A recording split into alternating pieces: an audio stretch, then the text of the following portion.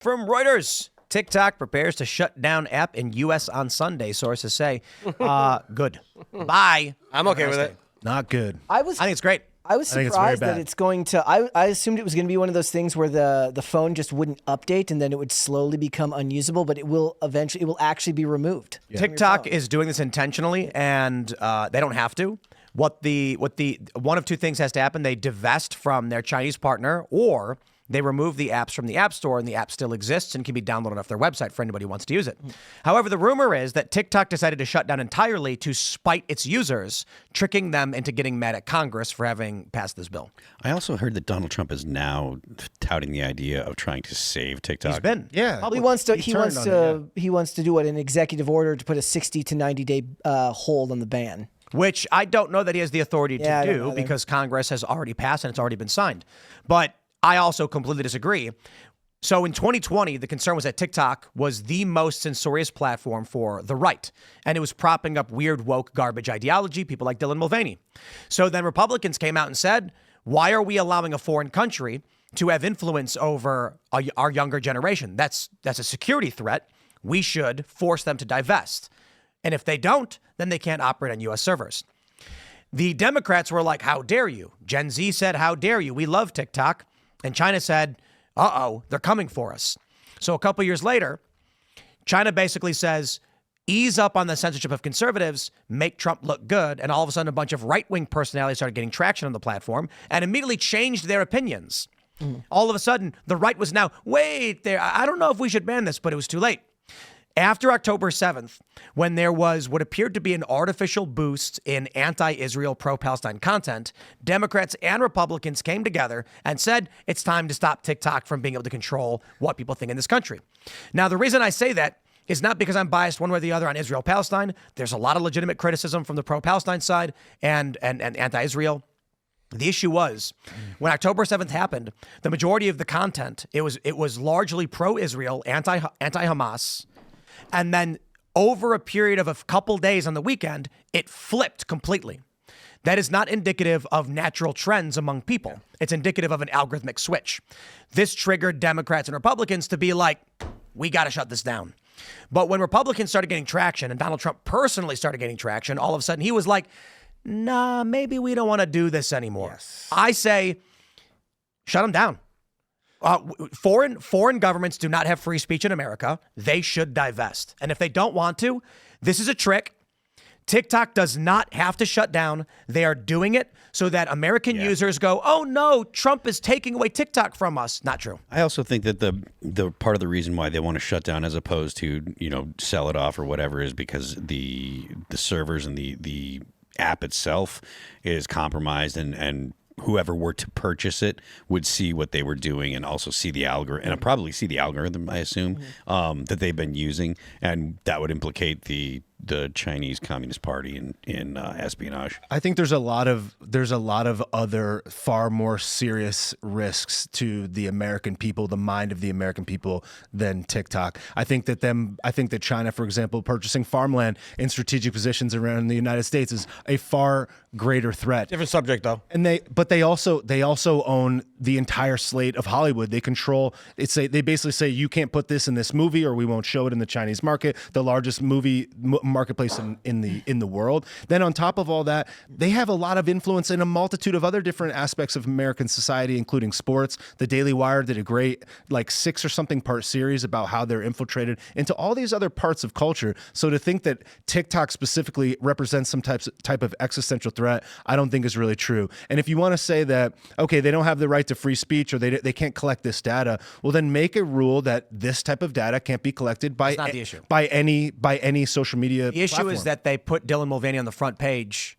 That's the issue. Is that proof, though? Can you prove that that's the case? That TikTok's algorithm puts it, that's a fact. I mean, Can you prove that they put their thumb on the scale that is the case because of them? Yes. How? By going on TikTok, scraping the data and looking at what appears and what doesn't. And we actually do rather simple experiments on tracking this data. You'd have to replicate what we do probably 100 times, but I think it's fair to say it's easily done by any AI.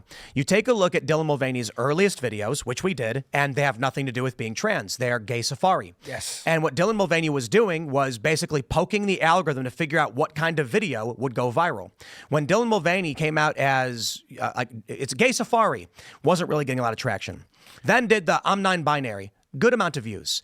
Then the next video, I'm now trans, double the views. Then, hey guys, I'm trans, not so many views. So, days of girlhood, boom, instant algorithmic success. You can look at almost any creator on various platforms. YouTube it's true the same thing. Look at look at Mr. Beast's early content, and you can see how it's not that they're intentionally like sitting down and saying, how can we exploit the algorithm? They're making content, and then content that works, they decide, hey, people like that, I'll keep doing it.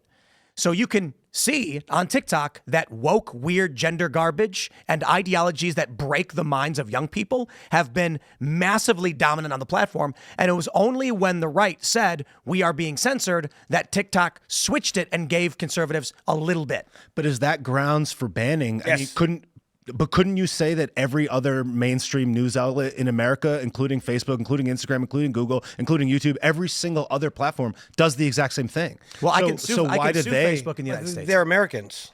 Yeah, but TikTok has established corporatized So in the United States. China can divest from it, and we got no problem. They can run their algorithm exactly as YouTube, X, and Facebook do.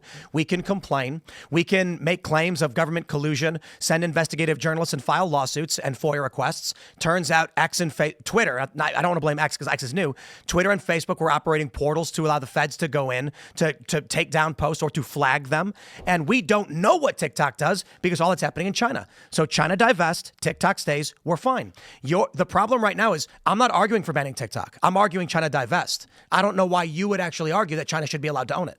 I just don't understand what is the grounds that require. I don't understand what forcing them to divest changes about this algorithm or changes about what they're doing there. It doesn't. Then couldn't theoretically China remain invested in it, but you have to reveal X, Y, and Z? Because is China not invested in a multitude of other different aspects of American the U.S. society? just named Tencent as a military company. Oh, they did? So it looks like the moves are happening in on more than just TikTok.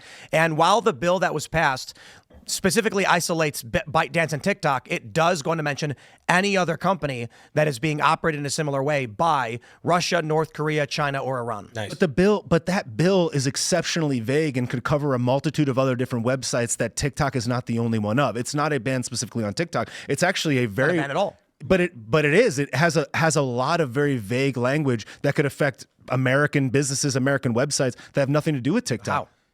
In the details of the bill, because it doesn't just specifically ban TikTok. It offers a lot of different privileges that could jeopardize.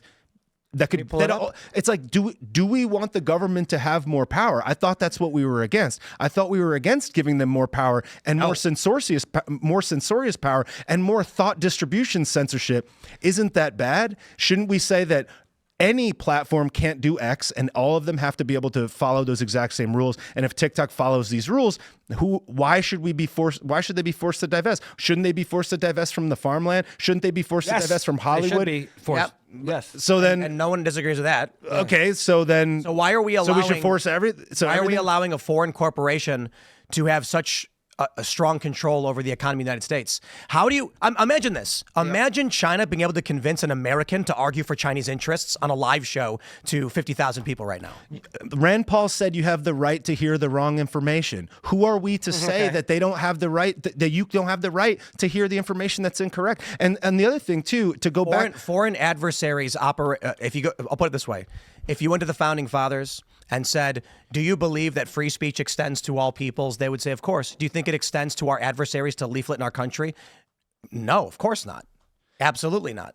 there's a lot of psychological subversion that's happening on any multitude of digital distribution platforms that is going anti to our own. issue with we that have argument, recourse though. against American platforms. Yeah, I take issue with that argument. The idea that there are other people that might do it, so we should allow TikTok to do it. I don't think that's really a solid argument. I think that like fair enough. Like there are other platforms that may, fine. That doesn't mean that we should just say, well, because other people can do it, TikTok should do. So is the crux of the argument that TikTok shouldn't be able to psychologically subvert Americans that choose to download TikTok and choose to watch those videos? China No, should China. not be allowed to operate a massive influence program and economic control on our younger generation. Yeah. But if they operate- TikTok divests from China, then it's an American company. It can do it at once. But is that to say that they don't have any other influence from China? They will have influence, but then don't we you have recourse. But then don't you have to divest Hollywood from China? Because China's entanglements in Hollywood more are- people watch media produced from anymore. Hollywood than talk. Not anymore. The sum of all television shows, all Not HBO, anymore. all movie And theaters. also, first of all, no. I do think that there are more people that are actually watching TikTok and on a platform like that than are watching movies and stuff, because this is the new medium. This is the new medium. People don't sit down and watch movies nearly as much as they used to. A lot more people are on TikTok, first of all. And second of all, TikTok shapes the information that you're getting. Right? They all do. Everything shapes information that you're getting. I Except understand we can that. file lawsuits against American companies, and the Supreme Court can protect us. Yeah, but TikTok is incorporated in the United States and could be sued in the same way. Only as far as American interests can press. Like, we can't go to China and ask them to release their servers and release data. But here's what I'm trying to understand is, like, if a thing is wrong, and it's like, okay, there has to be a law in place that universally applies that says that this thing is wrong. Okay, well then, what is the thing that is wrong that we are supposedly solving that the ban solves on its own? See, this is like that's like a liberal argument. Okay. But no, but it is. It's a literal philosophical liberal argument that All right. there must be an underlying straight identifiable principle that affects all things that we can identify as either good or bad. But I think that's, right now, I would put it like for me, I came to a realization on this one. We would describe it as probably a post-liberal principle where actually there is no happy medium. There is no middle ground where we can definitively say one such thing is right or wrong. Let me try and get specific, because otherwise it's hard to understand. The argument that we've often brought up on this show is, should parents have the final say on medical issues for their children? Yes or no? Should parents have the final say on medical issues for their children? Yes. Yes. So a parent who wants to give their 10-year-old a sex change should have the final say on that.